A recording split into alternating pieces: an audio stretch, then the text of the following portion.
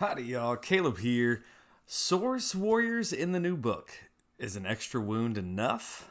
Short answer, for me it is. I'm loving the way the new Saurus warriors play in this new battle tome. Now stats wise, I think we're going to see that it's very similar points wise, damage wise to what Saurus warriors were before, but they feel really good in certain factions here in the new battle tome. Maybe that's not scientific, the way a unit feels, but I'm really enjoying playing with Saurus warriors, and we'll look at why that is in the new battle tome. New Saurus warriors, I'm liking them. We'll go through a couple different things in this video talking about the Saurus warriors. One I wanted to look at was the difference between the Saurus warriors Warscroll before and what it is now. At first glance, it doubled in points, and it doubled in wounds. So what else is there added to this that makes the warriors worth taking now versus not really worth taking before? As we look at the old Warscroll up top here, we do see that it was a 1 wound model. So that means that your unit of 10 only had 10 wounds. That has been increased to 2 wounds for each model in the Saurus warriors, which gives us some pretty dense wounds in a unit of Saurus warriors. Your minimum unit of 10 is going to have 20 wounds now, and that scales up as you reinforce it. You reinforce it once, you're at 40 wounds. You reinforce it twice, you're at 60 wounds in a unit. And that can be difficult for people to remove that entire unit. It still has the same move of 5 inches, pretty slow. We do have some tricks to make them move a little bit faster. But overall, that's pretty slow for this unit. A save of 4 as its base. That hasn't changed, but we do have some new rules here. And bravery of 8. Its melee weapons got quite a bit better just as a base characteristics, but it's kind of the same. As we look at the clubs and the spears, the clubs went down to 3s to hit, 3s to wound. -1 Ren, that stayed the same there for the Ren. But the biggest thing is the extra attacks. Previously, you had to have more than 15 models to get 2 attacks. Now that's just base for the Saurus warriors. You always get 2 attacks with each of their weapons, so that is fantastic. No more losing a couple models, and now your damage output's going down. So that's big. That means these warriors are takeable in small units. And that's important because of the expensive points cost of these. Now they're worth taking as a MSU so that they can still do some damage. Clubs and spears, we'll look at the differences between these. Spears used to not have Rend. They do have Rend now, which is nice, but they keep that 4 up to hit on the spears. They do have the 2-inch range, so there's some benefit there. Some give and take depending on how you're going to play them. One of the biggest things that we'll talk about here in a little bit is spears and clubs. You'll take the spears if you're trying to go low drops and you're not going to take the Gallatian Veteran Battalion. We'll look at that here in a little bit, what the Gallatian Veteran Battalion does for you. You'll take clubs if you're looking to lean into that Gallatian Veteran Battalion so that you can fight in ranks, because clubs will hit better and you'll end up getting more damage through. So there's a little bit of difference there, just depending on how you want to build your list. The jaw attacks that they have changed pretty big. Now, before, if you ever played much Saurus in the previous book, you had these jaw attacks that never did anything. You rolled 2 dice if you had enough models here. You could increase that, or you would get an extra jaw attack in Coalesced. But they hit on 5s and wounded on 4s. You did almost no damage. You were just rolling dice to see if you could get some mortal wounds from your Star Priest buff. That's really all you ever did with this. It never did any wounds on its own. That all has been changed to now where we get this Saurus Jaws ability on the new warriors. And that once you've attacked, all those attacks have been resolved. You're going to roll a dice for every model of the warriors that's within an inch of the enemy. And on a 6-up, it'll do a mortal wound. That goes to a 5-up in Coalesced. And a 4-up if you're wholly within 12 inches of the Realm Shaper engine. So it's not going to do a ton of damage. As I've played a few games with these warriors here since the book's been out, I find my opponent will remove those models that were closest to the warriors, and so that they don't get those bites in. Generally, you're okay with that because that means maybe they'll get fewer into combat. But if you're doing well and destroying the enemy with your normal attacks, your bites aren't going to do much. I've had it to where they had already fought, I fought, they removed the models up close, and my bites do nothing. So don't count on the jaw bites. It's a nice add-on at the end of the attacks. Looking at the other abilities here, the champion stayed the same. We have a champion that changed its name, but it still gets +1 to attack. Standard Bearer has a great change. I like this one. Instead of -1 to bravery from the enemy, which was useful, the banner now gives us +1 to bravery. So we've got a bravery of 9 on these warriors, which is great. That, especially when you're wanting to bring this as a horde unit in some instances, that extra pip of bravery is very good. We also have a musician, and I love the change on this musician. This musician changed from re-rolling charges, which you can do now in standard Age of Sigmar with a command point, to +1 to run and charge rolls. That's very nice, especially when you're just these guys have a short move, but you're trying to get that extra distance to make the charge. That +1 is fantastic, especially since we lost our Sacred Asterisms that gave us +1 to charge from the previous book. This is a nice add on a lot of these War Scrolls that have musicians. This also helps if you're teleporting them in Starborn, dropping them in from reserves, teleporting them with the heroic action, or even teleporting them with our spell in Coalesced. This +1 to charge is critical for that. The biggest change is Ordered Cohort. Instead of adding 1 to the attacks for more than 15 models, which was kind of frustrating, Ordered Cohorts is amazing on this new War Scroll. Add 1 to save rolls for attacks that target this unit if it is contesting any objectives or if it is wholly within your territory. What a fantastic rule. On most battle plans, you should be able to keep this Saurus Warriors at a 3-up save for most of the game. You're obviously going to start wholly in your territory. You have to do that. That's a great defense against alpha strikes. So all your warriors that are going to be on the line, because they're kind of slow, you got to move them fast, you got to move them up, are going to be at a 3-up save in your territory. Then once you move in your turn, all you have to do is contest an objective. That means 1 model on the objective, and this entire unit gets +1 to save. Just fantastic. I'm so glad that doesn't say like wholly within 12 an objective, or wholly within 6 of an objective, or something like that, or models within range of the objective, because that would make that much harder to pull off. The games I've played, my warriors have stayed on that 3-up save most of the game. Just very, very good. So overall, I really like this War Scroll. It did go up a lot in points, but I feel like it has a defined purpose. We want these warriors that have 20 wounds per 10 to be contesting objectives at that 3-up save.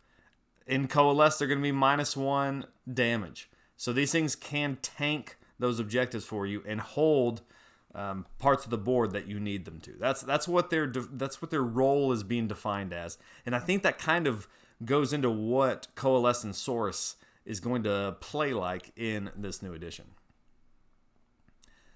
We've seen this table before that I've done that shows kind of our efficiencies. You can see Saurus Warriors they're here in this white area. They're in the middle, more towards the top of the middle. They're not super efficient for their points, but they're not terrible either. So you will be able to do some damage with these. And that's nice because you are trying to tank enemy units first and foremost, but they can turn around and do some damage. And we'll look at some of the damage numbers here in a second, and we'll see that they can still have some output. And that's nice to have both an anvil unit, but an anvil unit that can still do some damage. Talking about some of the buffs that we can add to this unit, we can add quite a few things to it. We're not really stacking it to the sky like we used to be able to. You could really add a bunch of buffs on to different units in the old book. We don't see that quite as much And you will have to be a little bit more discerning in your list building to really figure out what your aim is. Because some of these buffs overlap. Some of them are just, to be honest, it's too expensive to bring this many units in a list. So you will have to decide kind of what your aim for your list is. Are you going for speed with Saurus Warriors? Weirdly, you can do that. Are you going with pure damage? That is also an option. Or are you going pure tank? Probably the best option is to give yourself a little bit down the middle of the road so you can play to what the game state is showing you on the board.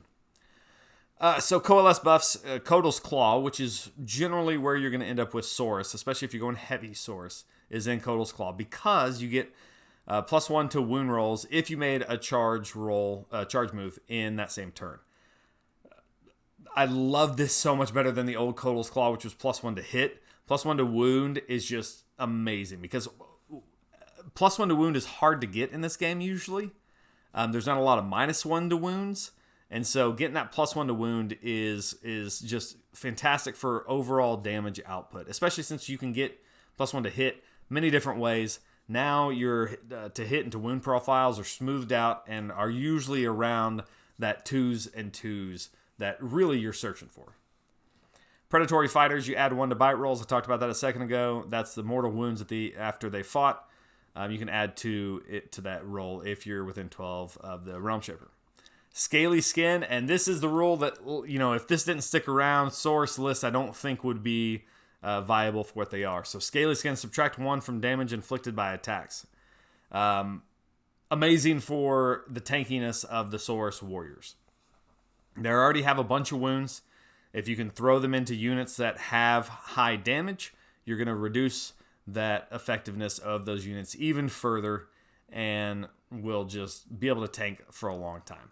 This does have the downside of 1 damage attacks coming in or mortal wounds that are coming in don't get, reduced by that. So there's going to be a lot of armies that do a lot of high quantity attacks. So you do have to kind of have a plan for those, or just try to weather the storm by having enough bodies on objectives to withstand that assault. Saurus command trait. Here's one that I really like. This is at the start of your hero phase in your territory. If you're in your territory. Normal move of the general plus 2 other units, Saurus or Kroxigor, that are wholly within 12 of that general. This is Vengeful Defender. I forgot to write the name on that. Saurus command trait gives you extra move. You get a move in the hero phase. Great for Saurus. I think you'll probably see this a lot with Agrodons. We haven't really talked too much about Agrodons.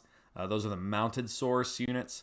But this is still usable for Saurus Warriors, because Saurus Warriors are so slow. If you're going first, you're trying to get board control, this is great to move those units up the board onto objectives.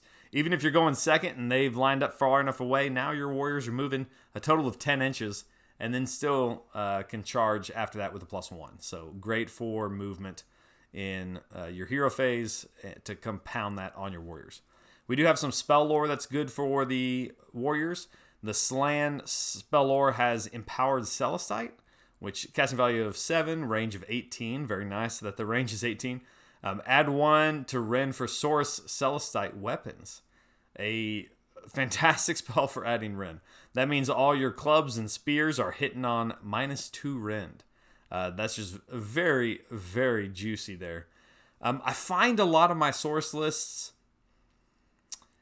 I find that I'm not really taking a Slan, to be honest.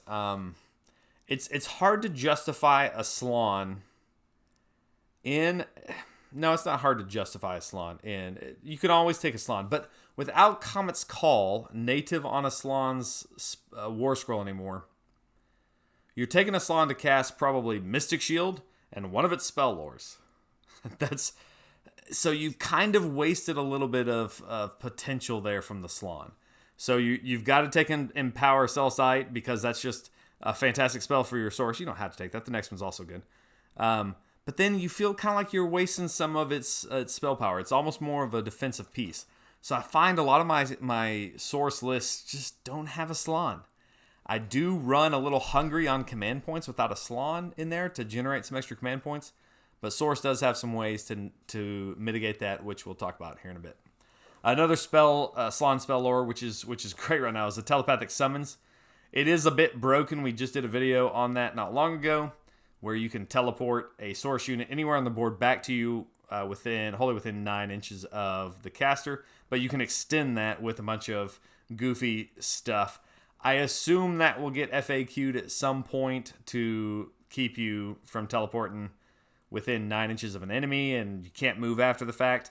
Even if that happens, I think it's still usable because any types of board movement you can do with Saurus is good. Because they're so slow, any type of tricks that you can get them to move around is useful. So if you are taking a Salon, you don't need the extra rend.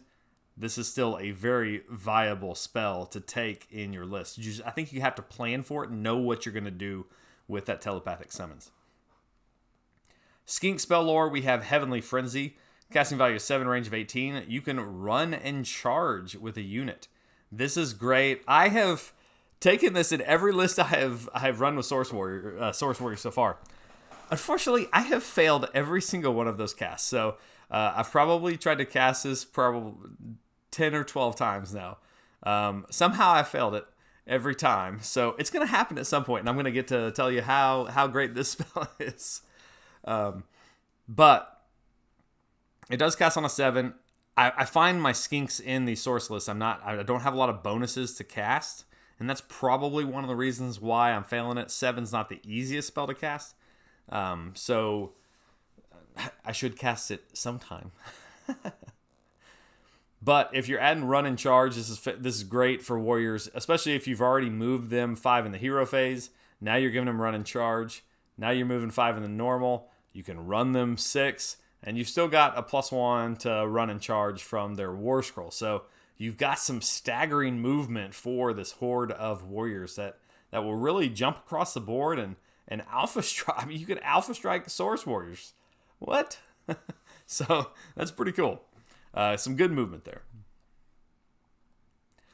Some offensive buffs. This is what I was looking at if I'm trying to maximize my damage from my warriors. I want to build maybe a list that does a lot of damage, or maybe one unit that does a lot of damage, and maybe then I'll build another unit that tanks a lot. So a defensive and an offensive unit. Here's my offensive buffs that I would go with. I've got a Saurus Old Blood on Carnosaur. He has a Warscroll ability that is very good, regardless of what your plan is, because this will help you save some command points. Ancient Warlord, this unit can issue the same command ability 2 times in the same phase. No command point is spent for the second time. I'm summarizing these so you can look at the Warscroll. But what this does is this allows a lot of flexibility on different tactics. So, you want to all-out defense 2 big blocks of Saurus Warriors because you've got them both mixed into combat. This Old Blood on Carnosaur can do that. All of a sudden, both those units have all-out defense. Just fantastic. All-out attack, you can do the same thing. Let's run 2 units. One's running and charging. Rally. There's just so many things that you can do with this. Inspiring Presence. There's so many things that this is useful for to put this onto 2 different units. You can also, I think you can do it also on your own Carnosaur and a unit of warriors if you're kind of double teaming something. So a great unit there, especially because a lot of times you'll end up low on command points. At least I have in my source lists, and this kind of helps you save those command points that you do have. Maybe not save them, but it won't. You'll get double the bonus and not have to spend extra command points for it.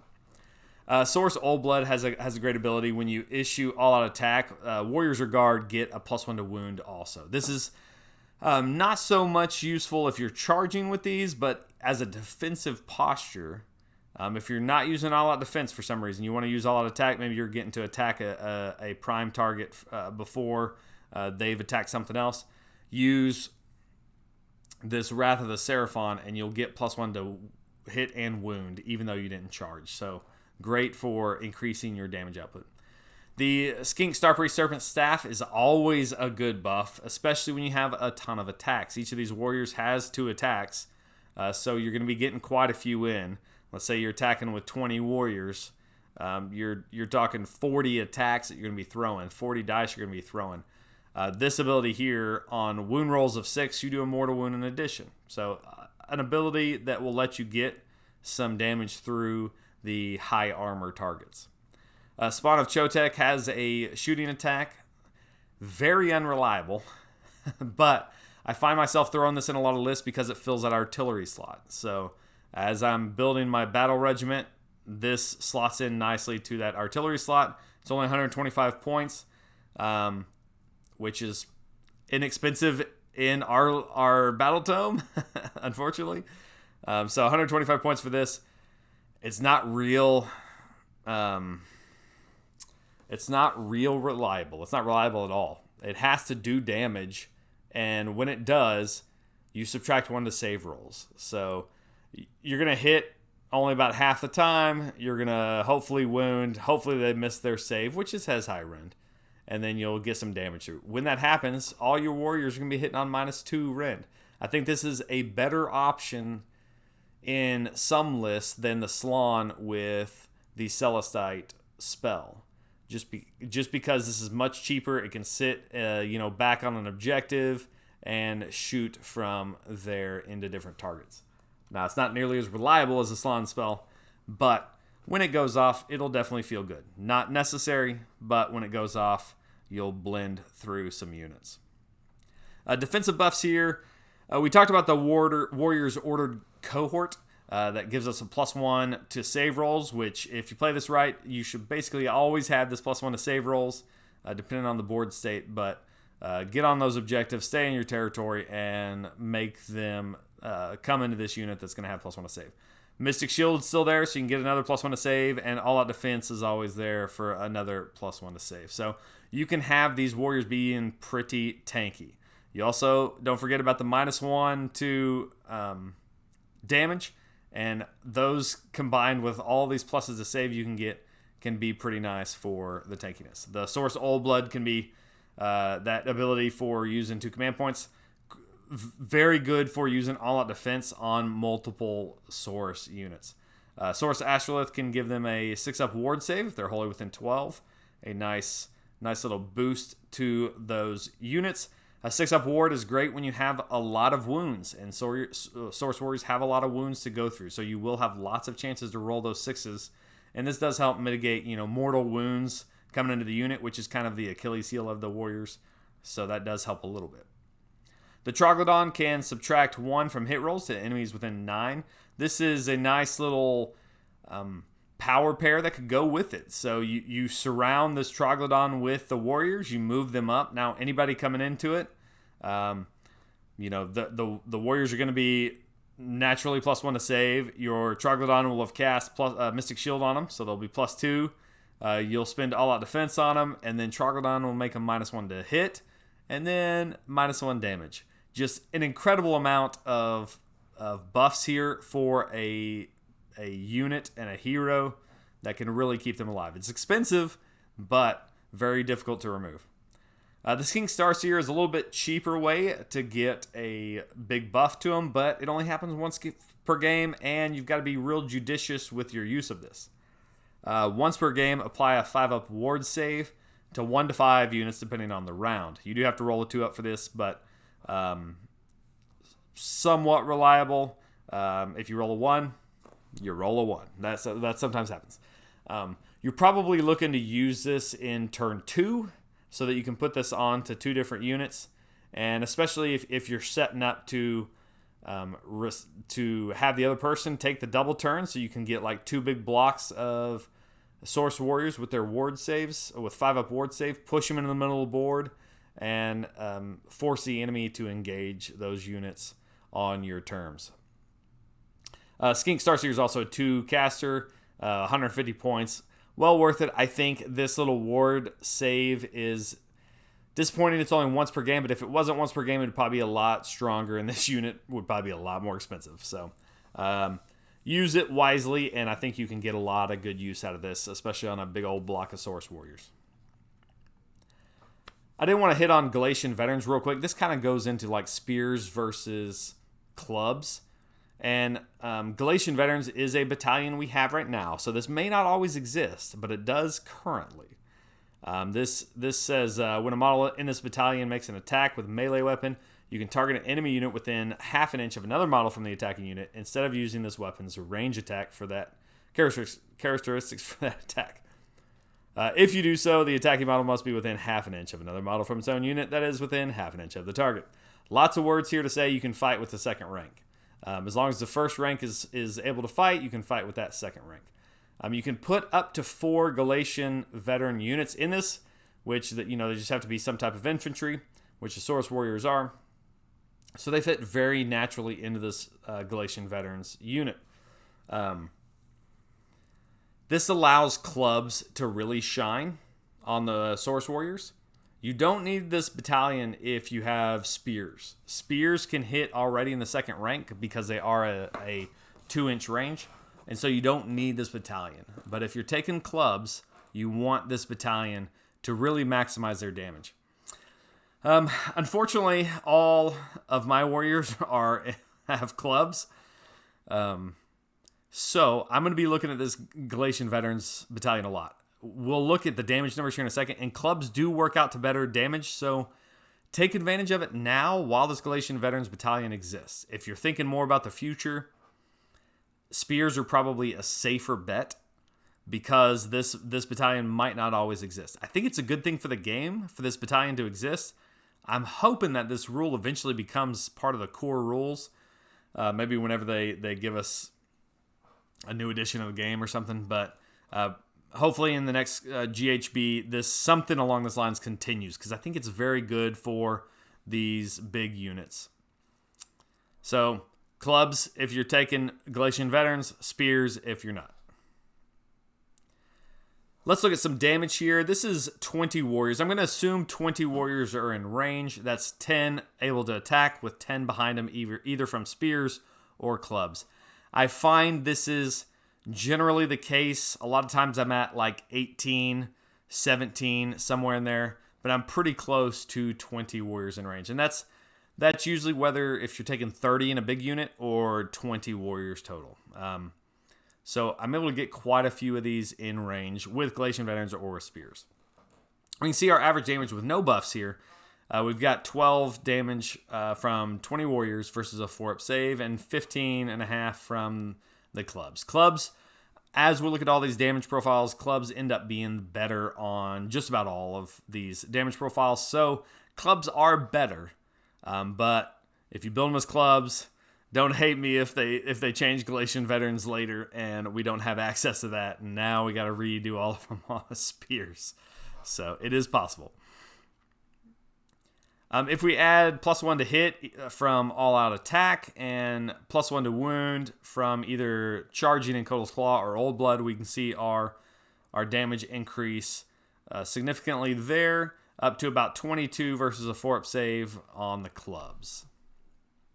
As we add more buffs, the Skink Star Priest, we're going to throw Mortal Wounds on 6s to wound.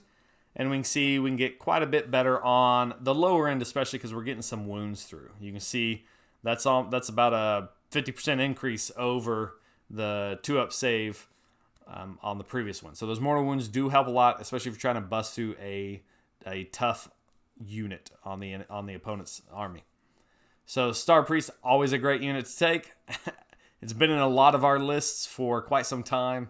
I think it'll continue to do so just because it has some good spells, and that ability is amazing. So, especially when you're throwing lots of dice. If we add +1 Ren from either the Slan or the Spawn of Chotek, we can see our damage increase even more. It does top out there, you can see at about 37.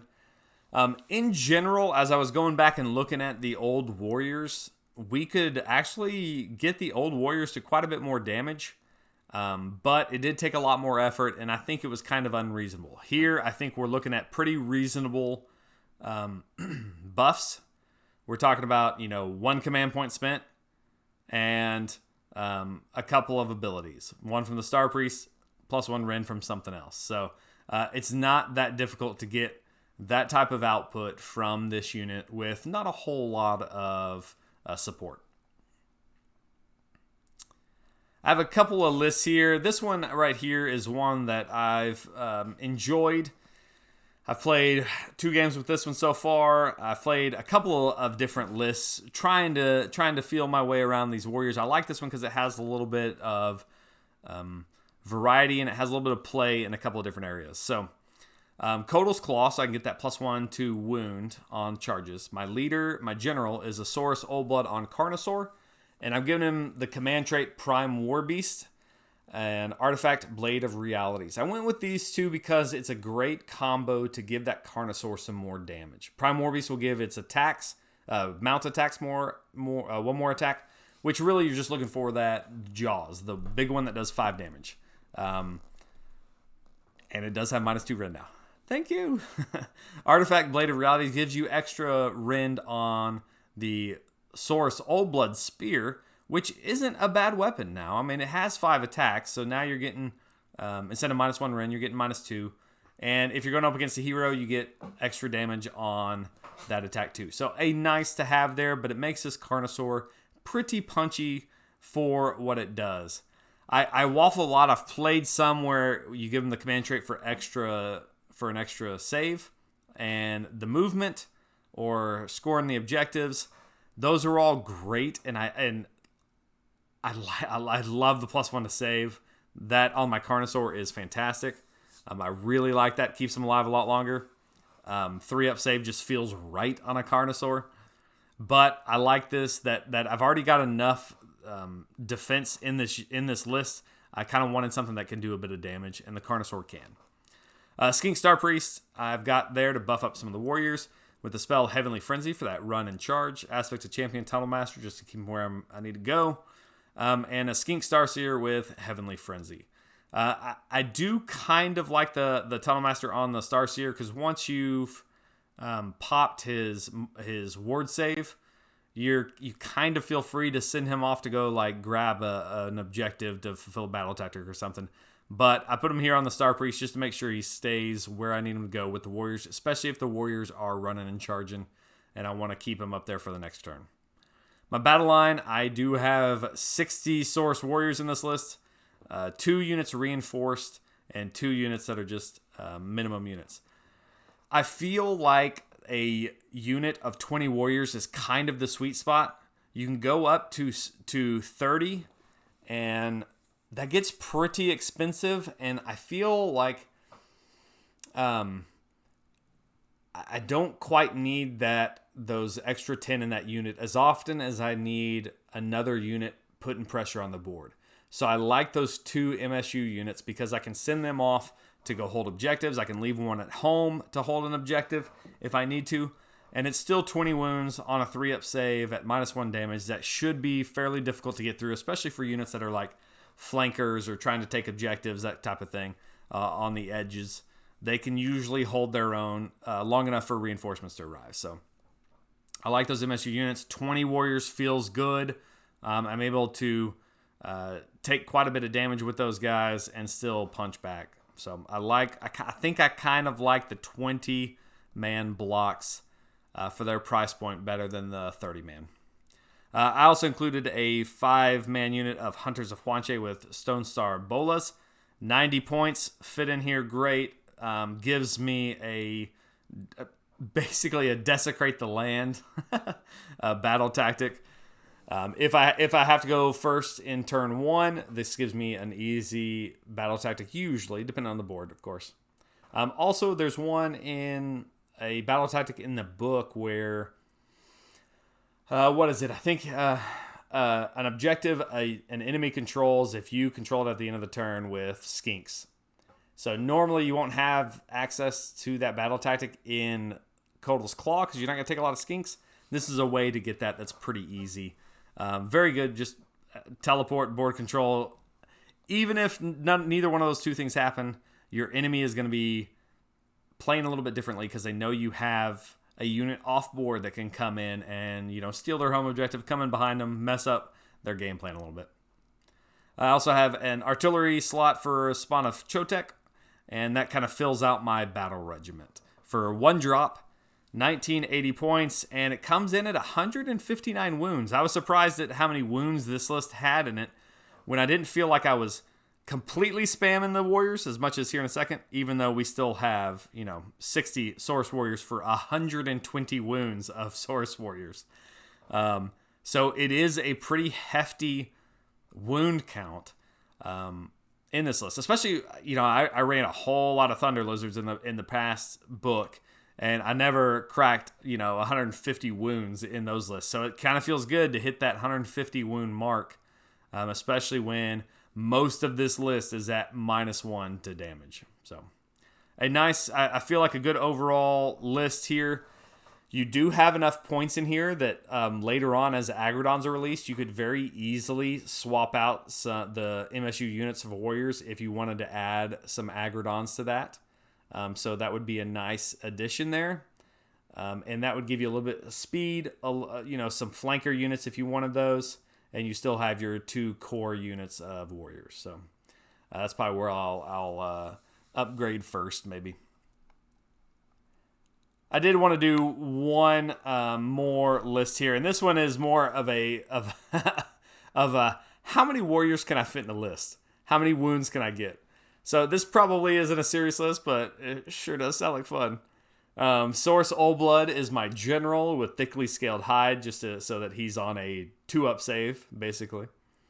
A Saurus Astrolith with Arcane Tome, so he can cast Mystic Shield onto a unit, but he can also give that 6-up ward save. I like both of those kind of combined together. We have 80 warriors here, which I've actually played 80 warriors before the list, but here in this list, that's 160 wounds of warriors. Very, very thick.